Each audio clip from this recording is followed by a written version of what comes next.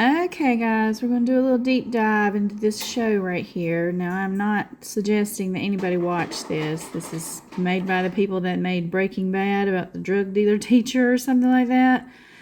And even in the previews here, the little trailer, they almost dropped the F-bomb. So this is not a family-friendly show whatsoever. It's not a show that any Christian should be watching, because it's just a bunch of junk in there, all right? And there's lesbian couple stuff going on and all this from the summaries of it that I've read. So you don't want to be watching it. But what I'm going to do here is show you the summaries of the show episodes and how they fit together with this Armanic agenda, which is basically the Mark of the Beast system, okay? This is what they plan to do to us, or to the people that are left down here. If you're not getting in this boat with me, it's going to be to you. And what happens if you take the Mark of the Beast. Now, it's all identified in this show because they like to tell us what they're going to do to us before they do it. And they think that in their minds, there's some kind of law that they have with God that if we consent to it, like we don't try to stop them, then they can't get in trouble with God for it, okay? Now, we know at the end they will be all punished, but they think they can get away with it. They won't have to go to the star prison or the prison of the pit, which is where he puts all the bad entities that are not behaving within the bounds of what he has granted them before it's time for them to be permanently judged, okay? So this is what they do. They do this predictive programming. They put it in songs, they put it in novels that people write, they put them in movies and TV shows, they put things on the money, different signals on the money, different things that mean the occult's running the show on the money, and all kinds of different things, okay? And even those little game cards, those Illuminati game cards and all this stuff, and magazine covers, and they create these animations like I Pet Goat 2 and things like that that are sort of trying to say, we're going to do all these bad things to us, and we're going to put it in these little symbols, little hidden ways, and if you don't come and try to stop us in your prayer life, or you don't come and try to arrest us if we're doing things illegally, then we get to go ahead with it scot-free. So, well, they don't get scot-free, but they're going to get judged for it, and we can pray away a lot of these things, but a lot of people don't know about it. And that's what I'm trying to do, is expose the works of darkness and bring it to light. And we are supposed to be as wise as serpents, but as gentle as doves. You know what they're all up to. Shh. You know what they're up to, but you don't get involved in it, okay? That's basically it. Hey, girls, can you help me with the dogs? Girls! Okay, sorry, I forgot to tell him I was recording. I think he's got my shoe. Get my shoe away from him. Okay, sorry about that. If I could edit out, I would edit, but I don't know how to do this. I'm just doing the best I can, so y'all forgive me. All right, so this Pluribus element and plot summary, because I hope you haven't watched it, but I'm going to tell you what the summary of it is. The first one is called the joined virus. An alien signal, there's always some alien components. See, they're going to bring that in real life, okay? Decoded into RNA. Well, what was the jab? It was an mRNA substance that went in your arm that physically rewrites human DNA to create a hive mind. Oh no. There's more distractions here. Let me see if I can plug up my phone. There we go. All right, we'll see if we have enough battery to get by here.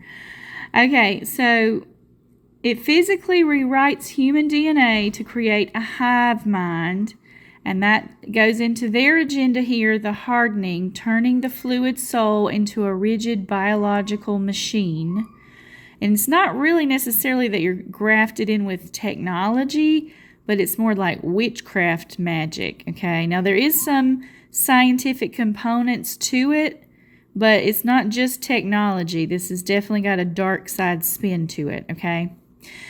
And that is found in the opposite version in Ezekiel 36:26, where God warns people not to have a heart of stone or to be spiritually dead and to be far away from him. Like he says, I hardened Pharaoh's heart. Well, what that really means is that Pharaoh actually was just turning away from God and rebelling against him.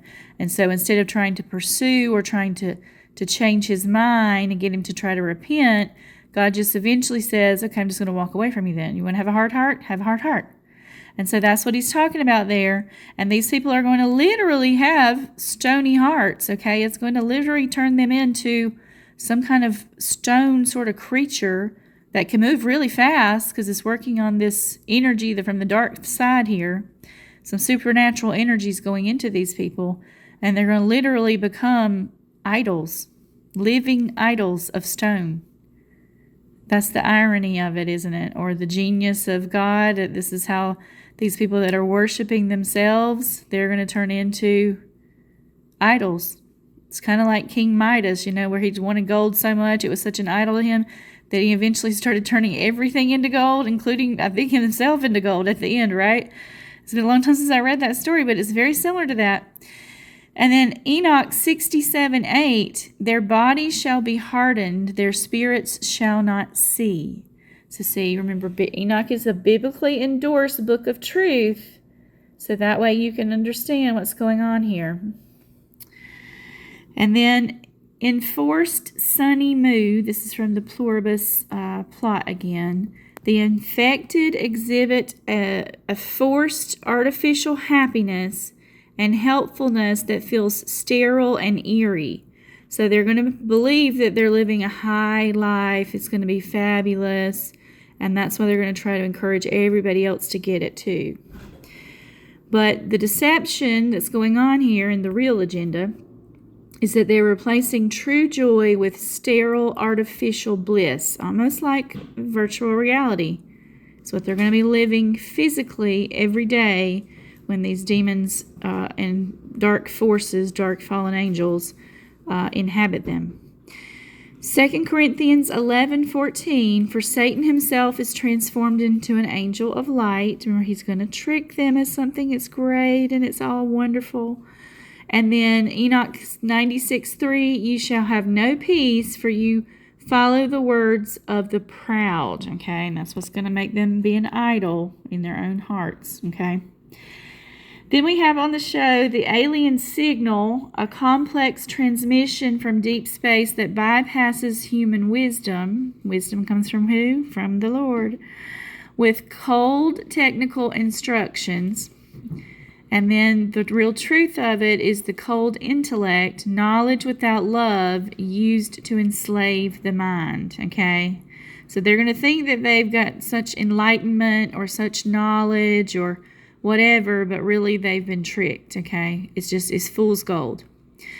Then 1 Timothy 6:20 says, avoiding oppositions of science, falsely so called, okay? So he gives us a warning about that. I'm not sure which translation that is, but you can look that up, 1 Timothy 6:20.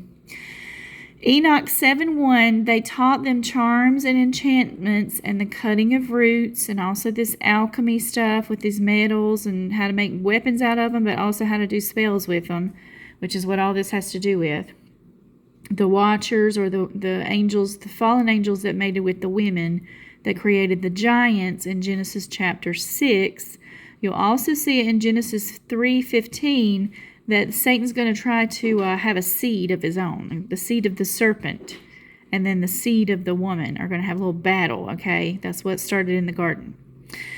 And then we have the loss of I, or self, the character Zoisha or something like that. And others no longer use I, but we, losing all personal memory and unique desires, so that their mind, will, and emotions, their personalities, turn into nothingness. Dissolution of ego and deleting the individual to serve the great one. Well, who would that be? That would be Satan. Ephesians, now not that he's really great, but that's what they're going to call him. Ephesians 4:14, warning about being carried about with every wind of doctrine, okay? They're not understanding the word of truth, and that's why they've taken the thing. They don't understand how this planet really works. They don't understand that God is real. Everything has been mixed up and backwards and upside down for them, either by personal choice or just being truly ignorant and not looking to find out the truth. Enoch 99:14, woe to you who have no hope of salvation, but shall perish. Okay? And once they take the mark, they don't have any hope of salvation. You can't pray it away. You can't repent it away. Anyone that takes the mark, Revelation 14, 9 through 11, Christian or not, is going to the lake of fire. And then global fixing is the summary of the episode. The collective instantly ends war and hunger, but does so through a total loss of human free will. So if you're controlled like a robot, of course you're not going to be fighting, right? Because whoever the masters are controlling you is going to make sure that you're just being productive for their uses, whatever they are. And in this case, it has to do with harvesting your life force or the light that God has in you because you're made in His image. That they want to siphon that from you like a vampire, like you're a zombie, like you're a walking servant slave with no mind. And they're also calling these people gargoyles. That's one of their nicknames for them because they turned into stone. A perfect world system that excludes God and the individual, that's what these evil Armenians want. Now, I'm not talking about like a nationality. This is what they're called, Armenians or something like that. And then Revelation 13:16, and He causes all to receive a mark in the right hand or the forehead. That's part of that verse 2. And they're going to pick those two locations for the people, and the ones that they want to be higher society and worship the beast and all this stuff, they're going to have it in the forehead, and the other ones are going to get it in the hand, the ones that are going to be the laborer, the worker bees, okay, of the hive. And so you're putting yourself up for being a slave is what you're doing. And you guys that are putting yourself up for being their bait or whatever's going to happen to you down here, if the Christians gets left behind, then you're putting yourself into this situation too because of what? Because of your pride. The pride's what made the people not get saved in the first place, right? The pride is also what's making the Christians not get into the boat. And then that's because you have a what in your heart? You have some stone in your heart already. You have an idol in your heart called self. And the fact that you won't take that idol off the pedestal and say, you know what? I don't know everything there is about the Bible. I don't know everything there is about the end times or hidden knowledge that God said He's going to reveal in the book of Daniel there. I don't know the answers to everything. He does say we're going to be tricked. He does say it's wolves in sheep's clothing. He does say there's going to be some tricksters in Jude 1:4 and 2 Peter 3:15 through 17. How can I say with 100% certainty that I haven't been tricked? You can't. That's why He's sending prophets to tell you the truth in the scriptures and to unseal some of these things that were sealed in Daniel, but you guys are so puffed up in your pride that you won't listen. And if you are one of the clean brides, you say, yeah, I've seen those people. I know what you're talking about. Well, then you need to go warn them. This pride is going to lead to them either dying for their faith or they're going to become one of these two. Because if you can't even make good decisions and have wisdom right now to do the right thing, you think they're going to go down here and be hungry? They can't even deny themselves their pride to jump in the boat. It's not going to happen. So, Enoch 80, chapter 80, verse 2, in the days of the sinners, their seed shall be tardy on the lands. Okay, now we may have to go back and look and see what the context of that is. But it's not going to be good, whatever happens to these people down here becoming the seed of Satan. Carol's immunity. As one of the 11 immunes, Carol is hunted because her private thoughts are the only ones the hive cannot read. So you won't be connected to the system unless you take the mark of the beast. Now, there's a couple different ways you can take it. You can take it on your hand or your forehead, but you can also get it by having any kind of bodily fluids exchanged with these fallen entities through cleaving one to another. And women are going to be asked to be throwing themselves at these men to procreate. Now, they're not real men, they're fallen angels, but they're going to do the same thing again, this genetic manipulation, and make these hybrids like they did before, okay? And maybe God's going to allow it because Satan has full reign down here except for the ramifications or stipulations that are in the Bible already about how many people he can kill and what time he can do stuff. So you need to think about that. Then we have the remnant, the lone witness who maintains the inner flame, okay? So some of these people that take the mark, it doesn't quite work for them, okay? Like something goes a little haywire or something goes wrong with the magic spell or something, and they almost like self-destruct, okay? So that can happen.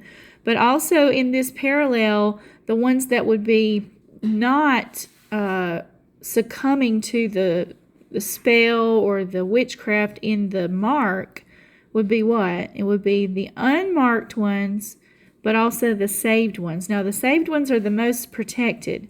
The unmarked ones are still going to be under this hypnosis sort of spell sort of thing until they wear them down enough that they're going to want to go take the mark. And for a lot of them, that's going to be, they're going to put so much pressure on them for their basic human needs to be met that they're just going to go take it. They're not going to hold out forever because they're too hungry, or they got some kind of pestilence stuff planned for down here. And then they're going to say, you take the mark, you'll get healed from it. And then they're going to see people that go do it, and then they're going to do it too. You see? So there's lots of different little ways that they can do this. I think they called it the pincer maneuver or something like that. They're going to pinch them basically on this, like no food, no shelter, no working, you got a disease. Like they're going to try to just trap them in and get them to force them by coercion to do this, okay? And then Matthew 7:14 says, because strait is the gate and few there be that find it. Okay, so it's going to be hard for a lot of people to resist this. And then Enoch 104:12, another book shall be given to the righteous and the wise. So we need to go, I probably need to go check out that Enoch book and make sure I see what all's going on with there, because I'm not as familiar with that one as I am the Bible. But it's in both of the books, these kind of concepts about getting tricked and what's really going on. And we see the predictive programming that kind of gives more details that lines up with this Armenian plan, or Armenian plan. Armenic plan, that's what it is. And so you need to look at this, and you need to show these people. Now, if you got some real kind of wayward Christians that would kind of watch this show anyways, or some unbelievers, just go say, hey, look, you know that stuff in that Pluribus show? That's what they're going to do to y'all. And eventually it starts to get to the point where they actually are eating people, okay, in the show. I haven't shown all that yet, but that does get to that point. So maybe that will wake some of them up and want them to get in the boat and to get saved so they can go. All right? Okay, I'll keep you guys posted. I know this is heavy stuff to have to digest, but we've got to know the truth, because the truth will set us free.